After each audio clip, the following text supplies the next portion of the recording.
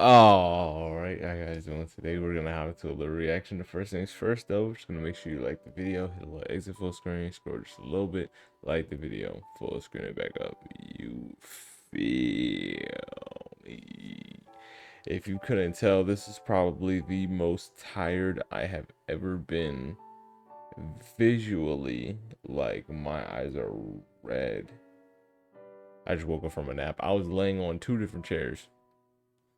When I say laying on two different chairs, I mean sideways. I just took like an hour and a half nap, laying on two different chairs. And we're gonna get this reaction done because the power of God is great. Right, so our video today is coming from a Mr. Wes Huff from the Gospel Coalition titled Three Common Mistakes to Avoid in Apologetics. I don't really know what he's gonna talk about, but this is a quick video I saw on my thing that I don't think it'll be too hard to comprehend in my tired state. So we're gonna get this done. We're gonna lock in, and we're gonna see three different mistakes. So apologetics, if you're unfamiliar, it's like defending Christianity, right? I don't really know why it's called apologetics. Maybe we'll look that up another day. However, it's basically just trying to prove God with logic, reason, maybe some other things. So yeah, let's check it out. What are some approaches or arguments related to apologetics that you think pastors should avoid because you've seen them be unhelpful or even harmful? Just kind of think common mistakes that hurt rather than help our gospel witness. Yeah, it's a good question. I think a part of the answer to that question is to be careful to make sure that we're answering the questions that people are actually asking. And, Paul says in Colossians 4:5 to walk in wisdom towards outsiders, making the best of the use of the time, and let our speech always be seasoned with salt so that we may know how to answer each person. And it's interesting that he says each person and not necessarily each objection. And realizing that there's a questioner behind a lot of the questions that we see being asked. And I was once given this advice at a conference that I spoke years and years ago, where one of the organizers simply beforehand kind of brought all of the speakers together and just encouraged us to picture the most vulnerable person we could think of in the audience and speak to that person directly. And I think, that can go awry in the sense of what I was saying before. We can almost pad the truth too much. But I think there's an aspect of speaking with graciousness and clarity in understanding that there's going to be a person who might have some baggage that we need to be aware of. I get this a lot when I do events and speak on the problem of evil, and someone inevitably comes up and starts talking to me afterwards about all of the issues they have with a good God and why certain bad things happen. And it's happened a few times where I've just realized, there's something going on here, and kind of tried to take the tone of the conversation down and said, those are great questions. Why would you ask those questions?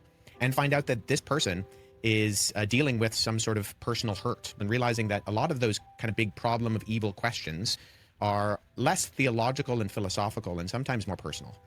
And that's something that's more of a zooming out approach. There's the more, getting into the nitty gritty, into the weeds of something like we need to be careful not to over exaggerate in certain claims apologetically. My area of speciality is in manuscripts, and there has been some exaggerations in sort of the apologetic endeavors to answer certain questions about manuscripts, where the same manuscripts of the New Testament are compared to the writings of other ancient texts like Homer and Pliny and Plutarch, and it's talked about that the copies of the manuscripts of the New Testament dwarf all of these others, and that's actually true.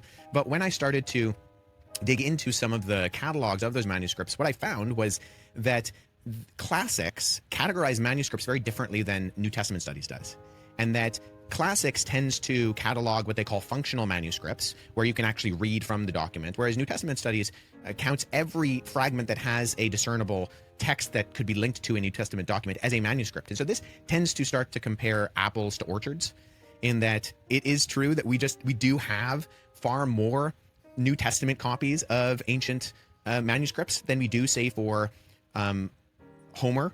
But in sort of presenting that data, sometimes it can present something where we're not really making an accurate comparison. Real quick, because I thought he was gonna stop at some point, but he just kept going. The reason that I think it says in the New Testament to answer every person rather than every question is because, and the fact that I can think about this just shows how good God really is, right? But answer every person, because it's not necessarily a person looking for an answer. It's a person looking for a relationship, right? We say all the time, or you may have heard, I wouldn't say I'm religious. I'd say it's a relationship, right? That's why something that's going to sway somebody isn't necessarily how you answer a question. It's how you make God sound. The relationship that we have with God is fruitful. It's beautiful from the outside. It's healthy, right? Somebody else would see it as you were in a toxic relationship. So it's not just about like answering the questions they have, but making it seem like, hey, sometimes things don't go the way, but you just got to trust and everything's going to be fine, right? You just put your faith in it. You let them lead and you're going to be fine, right? It's not necessarily, well, what do you do when your boyfriend does this? What do you do when your boyfriend does this? It's not an individualistic thing, right? You can't just say, what do you do when your boyfriend does this? What do you do when your husband does this? Or whatever the case is, because like you didn't get together and talk about every single what if scenario and how you're gonna tackle it as a couple, right? Things get handled as they show up, and that's why breakups happen. That's why marriages happen. That's why a bunch of whole different things in a relationship can happen, because things don't always go to plan. And something about figuring out in the moment shows both people, both parties, what it looks like to have to endure some type of level of trouble. Are you going to go through it together? Are you going to stick through it? You're going to trust one another? Or is it going to fall apart and get nasty? Right? But God, He's there and He's faithful. He just asks us to do the same. And a lot of people, they're not willing to give that, aka the people that you maybe answer the question for. So they're asking you question after question. It's not necessarily, I want to know how exactly old the earth is and why you believe that and the evidence for it. It's more so just like they want to know how they can trust God and be sure that they picked a good person to be in a relationship with. Right. But let's let him continue. And the ends to the means actually end up skewing the data in a way that, if you actually look into the data, is somewhat somewhat unhelpful. And so I think in our apologetic endeavors, I think trying to find the best forms of the argument and make sure that we're not over exaggerating for the purpose of getting to the conclusion, whereas the conclusion might actually be true. Something like a manuscript comparison, the conclusion is still true, that if we're going to trust that Thucydides wrote this particular document and we only have a couple dozen copies and they're written hundreds of years after we know the original was written, then we're going to have to apply that same standard to the New Testament, where the numbered manuscripts, both in quantity and in quality, are far better than Thucydides.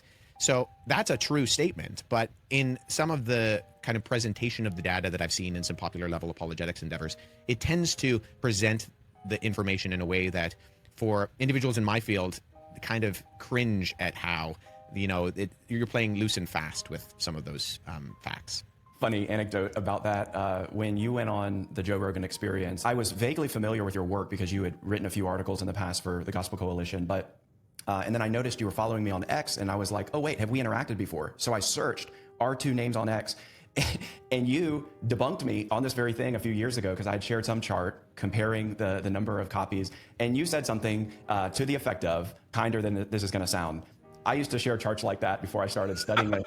So, you know what? I consider it a claim to fame that I was debunked by Wes Huff before anyone else on the internet. Thanks for that. That's good. You can put that in your bio.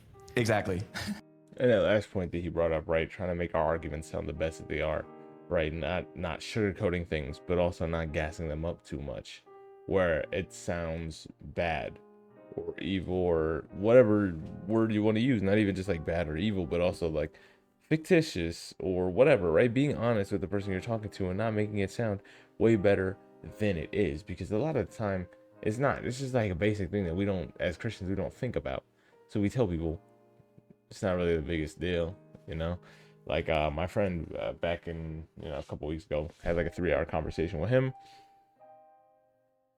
He was asking me some stuff, and a lot of the conversation, I had to be honest with him. I said, it's gonna sound like a cop-out, but this is what I believe.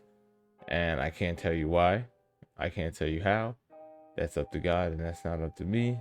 But that's just what I believe. And it's going to sound like a cop-out answer, like, I don't know, so it's just have faith in God.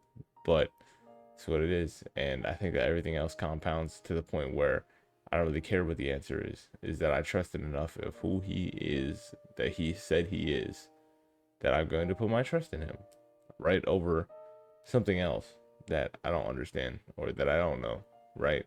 That stuff you have to be smart to understand, right? Or else you're just a sheep following it. That's science and evolution, right? If you don't understand how it works, why are you believing it? If you don't understand how it works, You don't need to be the smartest person in the world to understand how God works. In fact, a lot of the dumbest people in the world believe in God. But because they see it, they can feel it, and it's real. Right? They don't just listen to what other people say. God ain't real, and this and this and that. Right? They say, God, you're real. Come into my life and show me that. Because I love you. Right? Show me just how real you are. And then when their life turns around, and when they're filled with joy, they get all these different types of blessings from the Creator himself, because they said, I don't care what nobody says about me and you.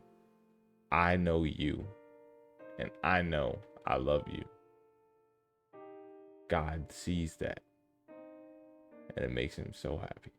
All right, that's gonna be the end of the video. Hope you guys have yourself a fantastic rest of your day. Peace.